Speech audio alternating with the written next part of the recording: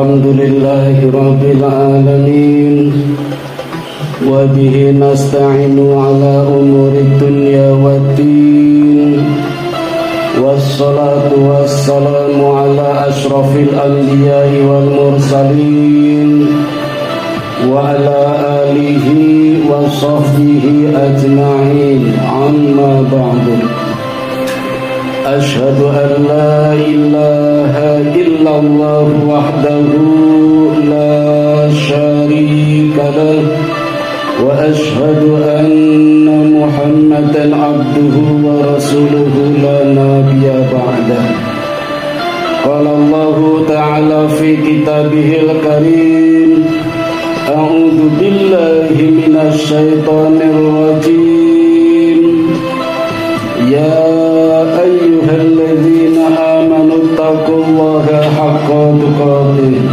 ولا تموتن إلا وأنتم مسلمون صدق الله العظيم فيا عباد الله أوصيكم ونفسي بتقوى الله فقد فاز المتقون. Ma'asyiral muslimin rahimakumullah, jamaah Masjid Abdurrahman yang dirahmati Allah. Baru saja kita menunaikan ibadah yang sangat besar, yaitu Hari Raya Idul Adha. Bersyukur mungkin ada saudara-saudara kita yang telah juga menyelesaikan ibadah haji. Kita doakan mudah-mudahan pulang ke tanah air dengan membawa gelar dari Allah, haji mabrur. Lebih dari itu, kita juga berharap di tahun depan kita segera menyusul, baik yang pertama kalinya maupun yang kesekian kalinya, menunaikan ibadah haji atau umrah tanpa menunggu giliran, apalagi menunggu antri sampai 60 tahun. Bersyukur pula yang sudah menjadi sahibul kurban. Mudah-mudahan sahibulnya diterima Allah subhanahu wa ta'ala. Amin ya rabbil alamin. Bagi yang belum berniat, mudah-mudahan tahun depan bisa menjadi sahibul. Kalaupun belum kuat, berbangga saja, bersenang dulu, ikut meramaikan, merayakan datangnya Id Mubarak, Hari Raya Idul Kurban, dengan menunaikan segala macam perbuatan amal soleh dan ibadah-ibadah lain. Dan sebentar lagi kita segera menyambut datangnya tahun baru Hijriah. Jamaah yang dirahmati Allah, wacana tahun baru Hijriah bukan hal yang baru. Di masa Nabi Ibrahim alaihi salatu wassalam, wacana ini sudah cukup ramai juga. Di mana ketika itu Nabi Ibrahim berhadapan dengan raja yang sangat lalim bernama Namrud laknatullah alaih. Konon Namrud ini satu dari 6 raja yang berkuasa di dunia ketika itu dan sangat berambisi menguasai kedikjayaan dunia. Sehingga Namrud sangat bernafsu untuk mengalahkan 5 raja-raja yang tersohor ketika itu, sehingga Namrud harus berteman, bersekutu dengan iblis. Karena pada suatu hari iblis mengatakan kepada Namrud, kalau Namrud tidak akan mungkin menjadi raja terbesar kalau di sekitarnya masih banyak wanita-wanita, masih banyak dayang-dayang yang mengiringinya. Jadi di sini iblis ada benarnya. Ketika orang ingin berkuasa, tidak mungkin kalau di sekitarnya banyak wanita. Ini nasihat iblis kepada Namrud. Maka semua danyang-danyang yang ada di kerajaan dibunuh semua. Termasuk iblis ini juga dibunuh. Karena ketika itu iblis ini berwujud seorang anak lelaki yang masuk ke dalam kamarnya, tiba-tiba memberikan nasihat kepada Namrud, terus dibunuh. Esok harinya ada lagi yang ternyata iblis. Jadi mana mungkin Namrud akan menjadi raja besar, mengalahkan iblis saja tidak bisa. Iblis menawarkan, kalau ingin menjadi raja besar di dunia, maka bersekutu, menyembah aku, kata iblis. Maka sejak saat itu Namrud menjadi hambanya iblis, karena cita-citanya ingin menguasai dunia. Termasuk syaratnya menikahi ibunya sendiri. Jadi istrinya Namrud itu ibunya sendiri, dinikahi sendiri. Luar biasa. Jadi perilaku penyimpangan seksual sudah ada ketika itu.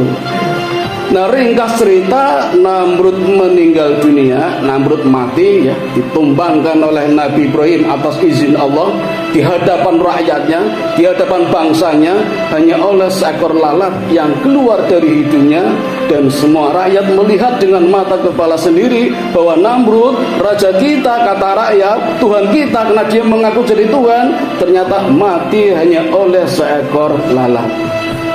Nah, sepeninggal Namrud, istrinya ini punya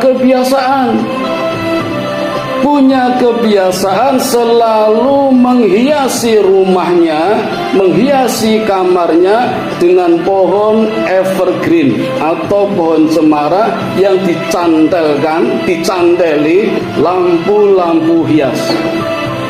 Kapan hal ini dilakukan? Setiap malam minggu, setiap memperingati hari kelahirannya, setiap memperingati hari kematiannya. Sampai di sini saya kira jamaah sudah paham. Mungkin ada saudara-saudara kita yang selalu merayakan hari-hari itu dengan menghiasi pohon cemara yang dicanteli dengan lampu-lampu hias, baik di malam minggu ataupun ketika memperingati hari lahirnya. Orang sering mengatakan dengan nama ulang tahun, tiup lilin, tepuk tangan, bernyanyi, dan sebagainya.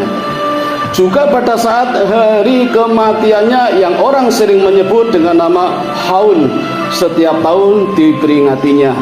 Jadi tradisi seperti ini jangan kaget, di masa Namrud sudah mulai dimulai oleh istri Namrud sendiri atau ibunya yang merangkap istrinya. Jadi kalau kita masih melakukan tradisi seperti itu, berarti mengikuti tradisi istrinya Raja Namrud yang ketika itu beragama Majusi, bukan Islam. Agama Majusi adalah agama yang menyembah api dan sejenisnya, menyembah bulan, menyembah bintang, menyembah matahari, ya, menyembah lilin, obor, lampion yang ada nuansa cahaya, nuansa api, nuansa panas. Itu agama Majusi. Nah, kalau sekarang kita sadar, kita tahu bahwa itu adalah amalan agama Majusi, cobalah sedikit demi sedikit, apapun beratnya, mulai kita hindari, karena itu bukan tradisi Islam, tetapi tradisi agama Majusi. Apalagi ini satu keyakinan yang harus kita tahu, bahwa Allah menciptakan apa saja di dunia ini itu ada dua macam hal. Ada hal yang bersifat musayyar, ada hal yang bersifat muhayyar. Musayyar itu sifatnya independen. Mohon maaf, sifatnya dependen. Sifatnya ketergantungan. Tergantung pada Allah. Maka apapun yang Allah berikan kepada kita, kita terima beres. Tinggal melaksanakan saja. Kalau bahasa kita, tinggal bersyukur saja. Karena itu Allah yang memberikan, maka tidak ada pengaruhnya dengan pahala dan dosa. Karena tidak ada pengaruhnya dengan pahala dan dosa, maka tidak menyebabkan orang masuk neraka atau surga. Itu namanya musayyar. Tetapi kalau muhayyar, itu sifatnya independen. Allah memberikan banyak jalan, manusia boleh berikhtiar, maka namanya muhayyar. Tetapi ikhtiar inilah yang dapat menyebabkan adanya pahala dan dosa, dan bisa pula menyebabkan masuknya orang ke surga atau neraka. Itu muhayyar. Tapi kalau musayyar, tidak ada pengaruhnya dengan pahala dan dosa, bahkan tidak menyebabkan orang masuk neraka ataupun surga. Contohnya tanggal lahir, tanggal kematian itu musayyar. Tidak ada orang yang minta kapan dilahirkan.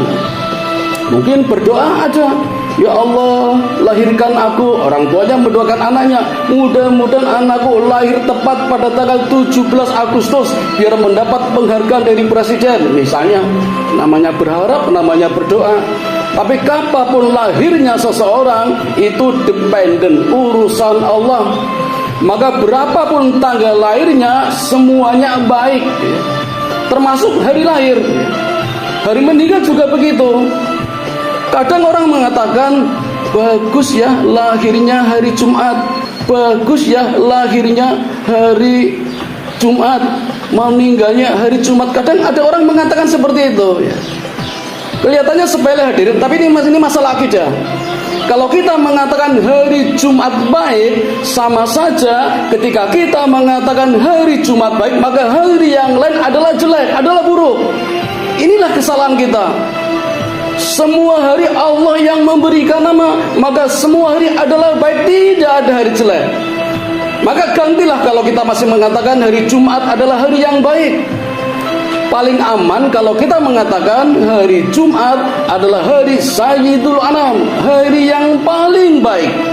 Jadi kalau kita mengatakan hari Jumat adalah hari yang paling baik, berarti hari lain masih baik. Hari Jumat paling baik. Tapi kalau kita mengatakan hari Jumat adalah hari baik, berarti hari lain hari jelek. Salahnya di situ. Allah menciptakan semua hari baik, nggak ada yang jelek. Karena kalau kita mengatakan hari Jumat baik, maka hari lain jelek. Sekarang kita buktikan. Kapan Nabi Muhammad lahir? Hari Senin, bukan Jumat. Kalau kita mengatakan hari Jumat baik, berarti Senin jelek, berarti Nabi jelek. Kesalahan kita. Kapan Nabi Muhammad meninggal? Hari Senin, bukan Jumat. Kalau hari Jumat baik, berarti hari lain jelek, berarti Nabi kita jelek. Itu masalah hari. Kapan Fir'aun meninggal? Jumat. Apakah baik? Apakah Fir'aun masuk surga? Tidak. Fir'aun masuk neraka, padahal meninggalnya hari Jumat.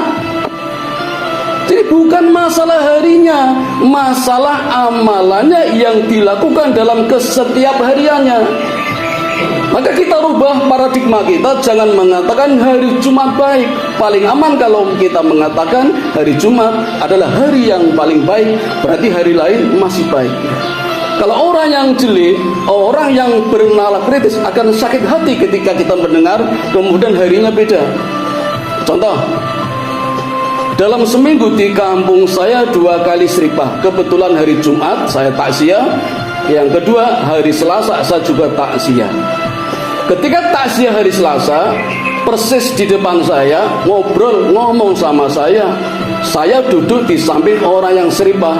Depan saya bilang, baik ya yang meninggal kemarin hari Jumat. Apa tidak menyakitkan orang yang seripah hari Selasa ngomong di depan orangnya, mengatakan kemarin meninggalnya baik hari Jumat, padahal sedang takziah hari Selasa. Sangat menyakitkan itu. Ini maka kita perlu cerdas sebenarnya berbicara masalah hari. Karena hari lahir itu musayyar, Allah yang berikan. Termasuk hari kematian itu juga musayyar, Allah yang menentukan. Gak ada baik buruknya, gak ada unsur pahala dan dosa, dan tidak menyebabkan orang masuk surga dan neraka. Gak ada pengaruhnya. Orang kafir meninggal hari Jumat tidak masuk surga. Fir'aun meninggal hari Jumat tidak masuk surga. Namrud meninggal hari Jumat tidak masuk surga. Orang beriman, Nabi Muhammad, para nabi walaupun meninggalnya bukan hari Jumat masuk surga. Jadi bukan masalah harinya, karena hari itu adalah musayyar. Ini akidah kita yang harus kita luruskan. Karena hari lahir, hari mati dan sebagainya itu musayyar, pemberian dari Allah. Yang perlu kita lakukan hanya syukur saja, mensyukurinya. Itu baru hari lahir, hari kematian. Masih banyak lagi contoh musayyar. Mata, hidung, telinga, semuanya adalah musayyar. Kita mungkin pernah berdoa, tetapi Allah ternyata memberikan beda dengan doa kita. Pengen matanya sipit, ternyata lebar. Pengen rambutnya lurus, ternyata keriting. Pengen hidungnya kecil, ternyata besar. Itu musayyar. Tidak ada hubungannya dengan pahala dan dosa, dan tidak menyebabkan orang masuk neraka apa surga. Yang penting disyukuri, amalkan yang soleh sesuai dengan Allah yang berikan kepada hambanya. Itu namanya musayyar. Tinggal mensyukurinya saja. Tetapi ketika orang mulai merubah-rubah, nah ini namanya muhayyar. Nah, muhayyar inilah yang menyebabkan orang bisa masuk surga atau neraka karena sudah mengandung unsur pahala atau dosa. Misalnya Allah berikan rambut keriting, Allah berikan rambut lurus, Allah berikan warna hitam, kemudian kita mulai bermuhayyar, mulai berikhtiar bagaimana agar kita laris, bagaimana agar kita ada perhatian dari lawan jenis, terus mulai rambutnya dipotong, rambutnya mulai dirapikan, disemir dengan berbagai macam warna. Itu muhayyar. Dan muhayyar inilah baru dinilai ada pahala atau dosa, bisa menyebabkan neraka atau surga. Itu muhayyar. Mata juga begitu. Sekarang itu ada orang mulai mentato mata. Tato tidak cuma di kulit, kornea mata pun ditato. Tidak tanggung-tanggung, tatonya gambar Hello Kitty di dekat kornea. Ini kan cukup bersih kok ini. Kalau berhasil, kalau tidak, pada sekali tato tarifnya konon sampai 3 juta hanya untuk tato di mata. Kenapa tidak untuk amal jariah, menyumbang masjid, pondok pesantren, hanya untuk mata saja? Kelihatannya sepele, tapi ketika orang mentato mata, tujuannya apa sih? Komersial, menarik perhatian. Ketika mengatakan seperti itu berarti menyepelekan Allah, meniadakan Allah, seolah-olah karya Allah tidak bagus, terus dipoles biar jadi bagus. Kesalahannya di situ loh, kesalahannya. Jadi ketika ingin merubah menjadi lebih tampil bagus, lebih hebat, itu berarti sama saya beranggapan bahwa Allah itu nggak bagus karyanya itu loh. Nah disitulah kesalahannya, mulai di situ, muhayyarnya di situ. Kalau ketampanannya, kalau kecantikannya buat pasangannya, buat suami atau istrinya, boleh-boleh saja ibadah, dan muhayyar inilah yang mendapatkan pahala, jaminannya surga. Tapi kalau untuk umum, untuk komersial, konten YouTube komersial, sehingga penghasilannya dari YouTube saja sebulan bisa 15 miliar, sampai menjual aib keluarga, naudzubillah min dzalik. Seolah-olah karya Allah tidak sempurna, kemudian merubahnya sendiri. Ini namanya muhayyar. Padahal unsur barokah tidak dilihat dari hartanya, tidak dari kekayaan atau miskinnya. Sebagai penutup hadirin, saya berikan contoh kisah teladan dari seorang sahabat Nabi yang bernama Abu Kilabah. Abu Kilabah ini di setiap doanya selalu melazimkan dengan kalimat Alhamdulillahilladzi faddolani. Segala puji bagi Allah yang telah memberikan keistimewaan kepada saya. Setiap sholat, setiap doanya selalu diawali dengan kalimat Alhamdulillahilladzi faddolani. Kalau kita tidak tahu sejarah, pasti kita akan menganggap kalau Abu Kilabah adalah orang yang hebat, doanya manjur. Buktinya apa? Setiap doa selalu diawali dengan kalimat Alhamdulillahilladzi faddolani. Segala puji bagi Allah yang telah memberikan keistimewaan kepadaku di atas orang-orang lain. Tapi hadirin, kalau kita buka sejarah, ternyata Abu Kilabah ini orangnya sudah tua renta, buta, tangannya buntung, hidup di hutan, tidur di bawah tenda, tendanya sudah lusuh, hanya ditemani oleh seorang anak kecil yang selalu mengambilkan airnya untuk berwudu. Abu Kilabah. Dan semua ulama menyatakan Abu Kilabah adalah orang yang berbarokah.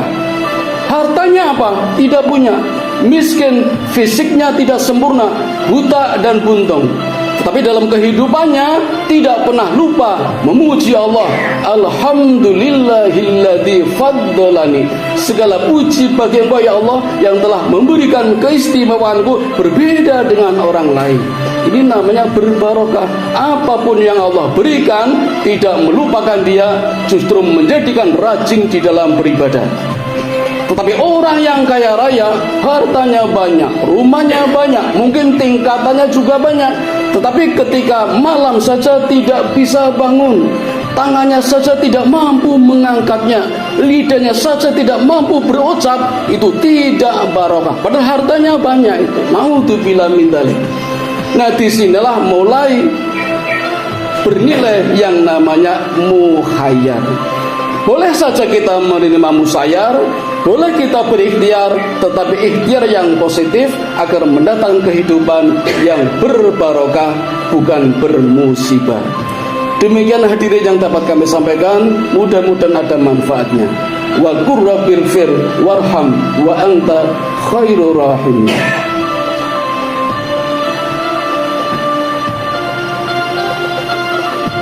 Alhamdulillahilladzi hadana li hada wa ma kunna linahtadiya laula an hadana Allah. Allahumma shalli ala sayyidina Muhammad wa ala ali sayyidina Muhammad. A'udzu billahi minasy syaithanir rajim. Ya ayyuhalladzina amanu ista'inu bis-sabri was-salah. Ayyuhal muslimun ittaqullaha haqqa tuqatih wa la tamutunna illa wa antum muslimun. Hadirin yang dirahmati Allah, marilah kita berdoa bersama-sama. Mudah-mudahan Allah selalu memberikan pencerahan dan petunjuk kepada kita hingga kita mampu memahami apa yang dikehendaki Allah. Kalau Nabi sholat dijamin masuk surga, kenapa kita sholat tidak dijamin masuk surga? Tentu ada yang salah di dalam sholatnya. Kalau Nabi berpuasa, kalau Nabi beramal dijamin masuk surga, kenapa kita tidak dijamin masuk surga? Pasti ada yang salah. Mungkin salah fikir, mungkin salah paham, atau mungkin salah perbuatan. Mudah-mudahan Allah memberikan petunjuk kepada kita. Marilah kita berdoa bersama-sama. A'udzu billahi minasy syaithanir rajim. Bismillahirrahmanirrahim. Innallaha wa malaikatahu yusholluna 'alan nabi. Ya ayyuhalladzina amanu sallu 'alaihi wa sallimu taslima. Allahumma shalli 'ala Muhammad wa 'ala ali Muhammad kama shallaita 'ala Ibrahim wa 'ala ali Ibrahim wa barik 'ala Muhammad wa 'ala ali Muhammad kama barakta 'ala Ibrahim wa 'ala ali Ibrahim innaka Hamidum Majid. Allahumma ighfir lil muslimina wal muslimat wal mu'minina wal mu'minat al ahya'i minhum wal amwat innaka sami'un qaribun mujibud da'wat wa qadiyal hajat wa qadi'us syahwat. Allahumma inni as'aluka ilman nafi'a wa rizqan thayyiba wa amalan mutaqabbala. Allahumma inni as'aluka al-huda wat-tuqa wal-afafa wal-ghina. Allahumma ij'alni syakura waj'alni sabura waj'alni fi 'ainin saghira wa fi a'yunin nasi kabira. Rabbana zalamna anfusana wa illam taghfir lana wa tarhamna lanakunanna minal khasirin. Rabbana atina fid dunya hasanah wa fil akhirati hasanah wa qina adzabannar. Wa sallallahu ala sayyidina Muhammadin wa ala alihi wa sahbihi ajma'in. Subhana rabbika rabbil izzati amma yasifun wa salamun alal mursalin walhamdulillahi rabbil alamin. Wa la dzikrullahi akbar. Aqimis shalah.